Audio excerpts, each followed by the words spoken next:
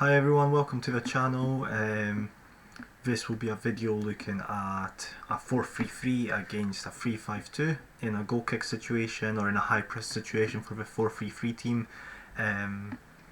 What I want to say is, just because what I say or what I think can be done doesn't mean every coach should, or it doesn't mean that's the only solution that there is. I think the way I've shaped my tactics and my high press, goal kicks, everything. Yes, as a coach you've got your own ideas, but you also need to facilitate your players' strengths and what your players are comfortable with. So what this video, what these solutions are, is basically what I've had in my 5-6 years of coaching, the kind of experience that I've had with the players that I've had. What would be the solution? What would be the solution that I come up with? But as I say, every coach will be different. Every level will be different. There's a lot of factors, and what I say, some other coach might have a different idea and it might work better in certain situations, it might not work well as well. It just depends. Football's not black and white. Football is 50 million things, that's why as coaches we should be always aware of so many things. But anyway, we'll get into the video.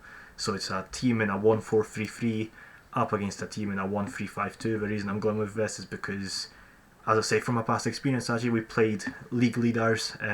With my team, we were more mid-table, lower mid-table, and it was just a case of how can we stop their goal kicks, because in previous matches, before I took over, we played previously earlier in the season, and it was very easy to play through. So I spent quite a wee while training on that, working on that, and eventually, when we got to the match, the opposition didn't actually play in a 3-5-2. They ended up going with a 4-3-3. So it's just one of those things. Happens. You train for it the whole week and then it doesn't go as you plan, because opposition completely scraps everything and they go with a different formation. But it happens. But yeah, I'm not gonna hold on anymore. We're just gonna get into it.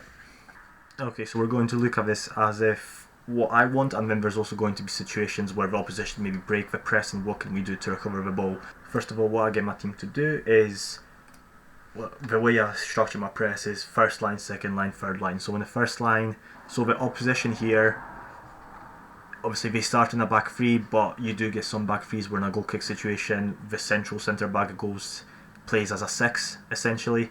So it does look more like a 4-3-1-2 or a 4-4-2 diamond, but we're going off the basis that this is a 3-5-2 team, the way they've started the match, and the goal kick is just how they set this up. So my first line, I would bring in my right winger in with my striker, make a front two, and I would bring my left winger down to work with the wing back. And then push my fullback up on the opposite side to give a wing back, and obviously it depends on your player's strengths. I've been lucky enough to work with wingers who are able to do the defensive work, and they are more than happy to do it. But you might be in a situation where your wingers don't fancy it, they may be a bit more lazy in that situation.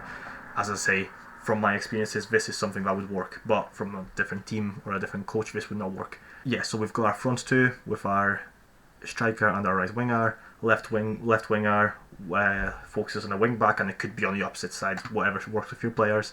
Midfield, I always prefer to be man marked. I hate not having I hate leaving an opposition with a spare player. Always man marking the opposition, and then that leaves our last line, which is our left back and our two centre backs against the two strikers.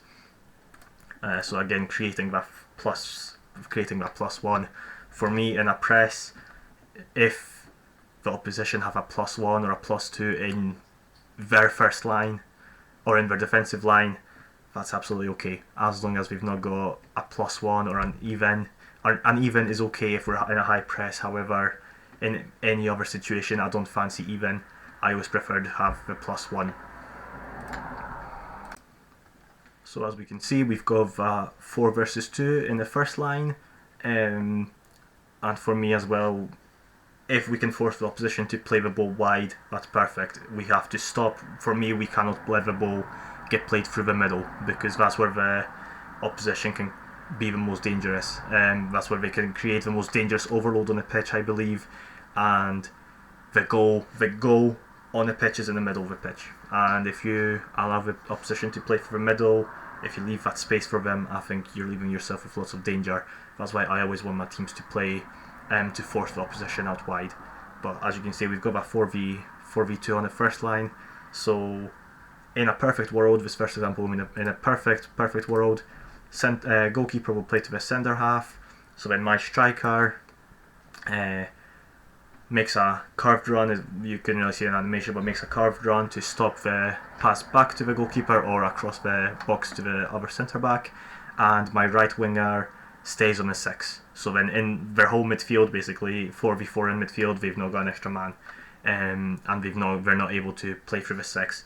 So then what that leaves is, yes, maybe the centre back can receive the ball and maybe they can take a touch forwards, which takes them slightly ahead of my striker. However, pressure from behind always means the player 99% of the time will be forced to play the ball forwards, which especially with pressure from behind or from the side, they have to make that decision quickly, and sometimes that decision is not the right one.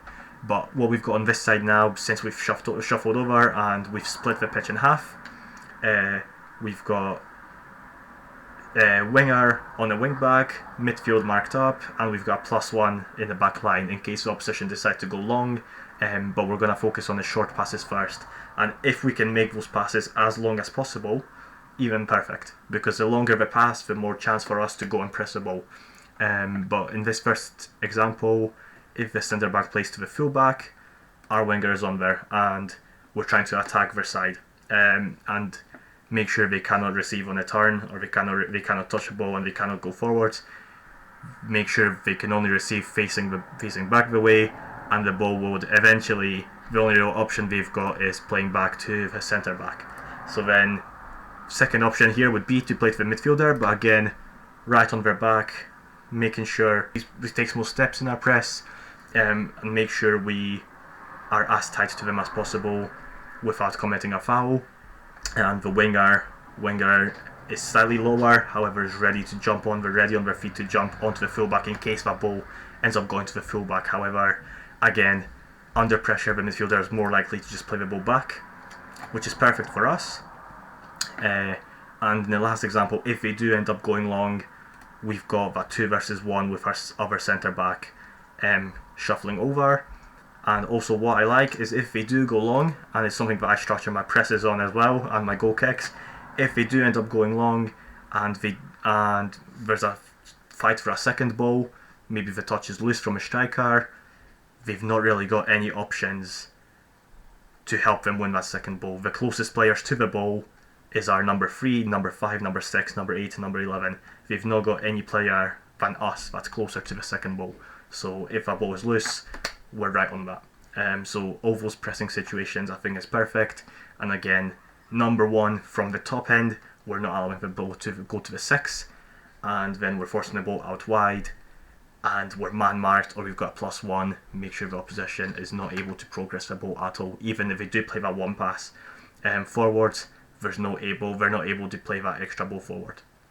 Okay, so that would be in a perfect world what you can imagine in your head. That's absolutely perfect. That's what we want to happen with our press. However, sometimes as players get tired, as maybe the distances or the movements are not right, the opposition can play through you. So we've got a couple of examples here of what if the opposition get through us and get through our press, or maybe we make a mistake. How do we fix that? So start again with the goalkeeper playing to the centre back, and the mistake here is, what if our striker makes a straight run instead of a curved run to block the other side? What if our striker just makes a straight run towards the centre back, leaving the goalkeeper and the centre back on the other side free, because our right winger obviously is stopping that pass to the 6. So if the ball ends up going to the other side, what I would tell my players is I would keep my right winger on the 6 as much as possible until I know I can securely shuffle over with my other teammate coming to cover. But I'd also, once I do start the press, I am in the cover, I am in the shadow of the 6. I'm shadowing the 6 to make sure that pass cannot get through.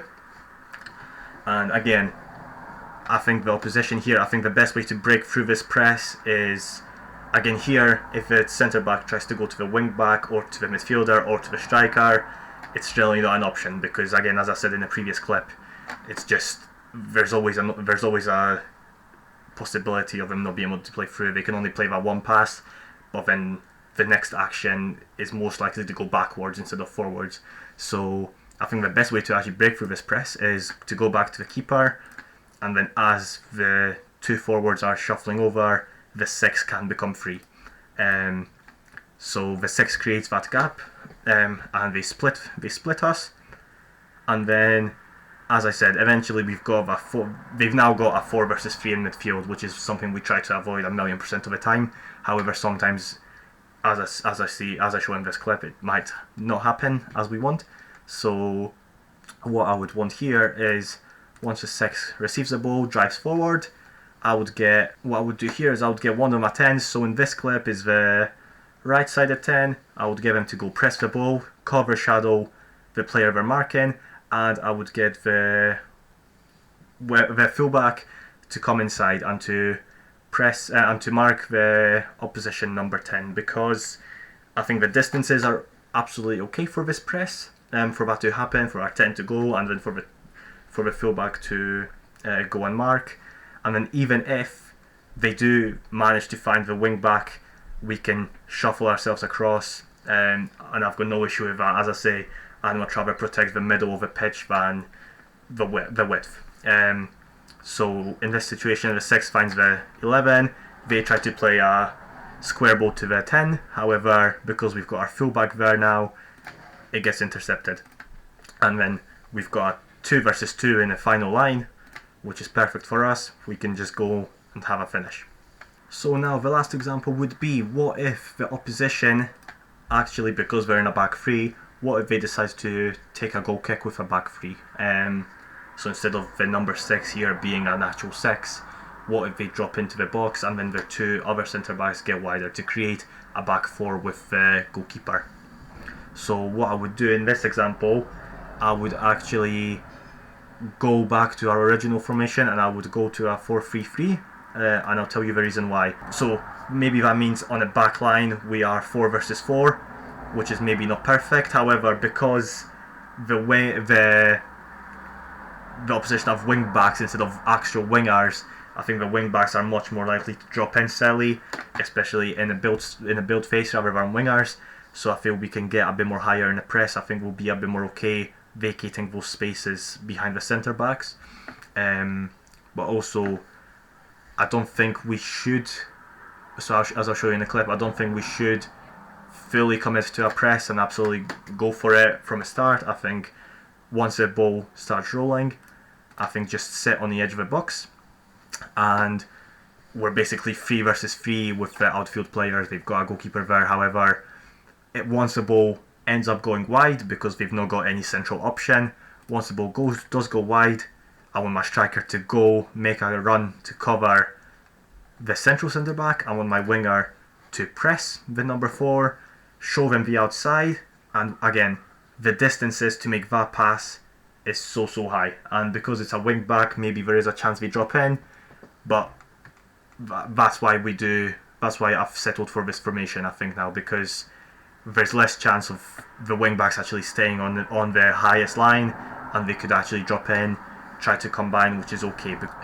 because then that means we've got the back line. We're much more secure in the back line. But again, if we can force a long pass, that's at least 20 yards, maybe even more. That gives a great chance for our fullback to actually step in, because lots of players will just wait for the ball to come to them. If our fullback can jump on that, we've won the ball back. And also the reason I've decided to go with a front 3 is because if we win a ball back and they've got a back 3, I think we can use all that space in transition. So the first pass we have when we win a ball is forwards, and is actually straight away, it gives us a great chance. So if our number 3 here finds our 9, because we've got so much space, our number 11 could make a third man run towards the centre, and it's a layoff and a finish into the far corner. So here it is. It's just a couple clips showing what I would do with my team with a 4-3-3 goal kick against a 3-5-2. Obviously, something that I had to look at before because of a match that we were preparing for. However, as I say, these are just my solutions, especially with players that I've worked with. So I know what suits them best. Maybe we have wingers who like to drop back and like to defend. However, we've not got a back line that likes to be man to man most of the time. However, it's just, as I say, the decisions you make is so much more than just what you want. It's so much more than that. But it's just finding what's the best for you and what's the best for your players and what can give you the best outcome.